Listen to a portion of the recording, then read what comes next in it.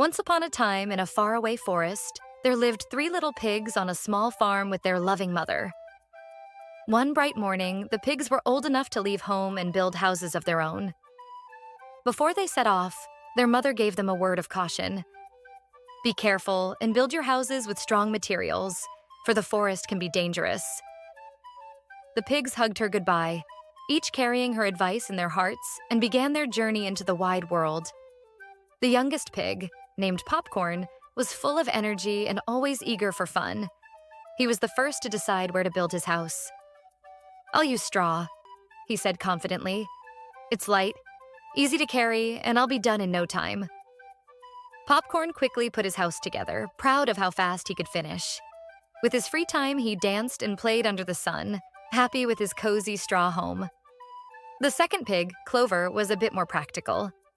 He found a quiet spot surrounded by trees and decided to build his house out of wood. "Wood is sturdy," he thought, "and it won't take too long to build." Clover worked diligently, hammering and sawing until his wooden house stood tall. It wasn't as quick as Popcorn's straw house, but Clover felt proud of his work and enjoyed the security it provided. The third pig, Bramble, was the eldest and wisest of the three. He decided to build his house out of bricks. "It will take longer," he admitted, "but it will be worth it. I want my house to be strong and safe." Day by day, Bramble carefully laid each brick, making sure his house was sturdy and well built. It was hard work, but when it was done, Bramble stood back and smiled. His brick house felt solid and reliable. Not far away, however, a hungry wolf roamed the forest. One day, he caught the scent of the pigs and decided to pay them a visit. The wolf came to Popcorn's straw house first.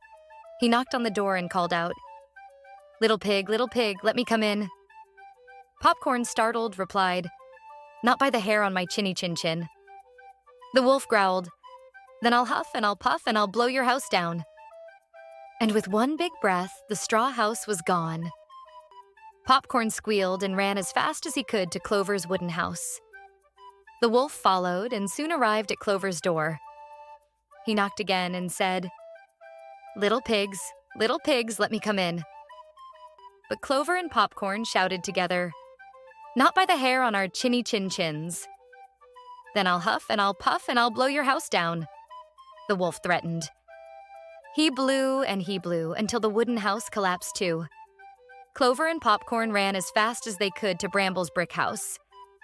When the wolf reached Bramble's door, he knocked loudly and bellowed, little pigs, let me come in." But Bramble, calm and confident, replied, "Not by the hair on our chinny chin chins." The wolf snarled, "Then I'll huff and I'll puff and I'll blow your house down." He huffed and he puffed and he huffed again. But no matter how hard he tried, the brick house didn't budge. Exhausted and frustrated, the wolf's eyes fell on the chimney. He thought to himself, "If I can't get in through the door, I'll climb down the chimney instead."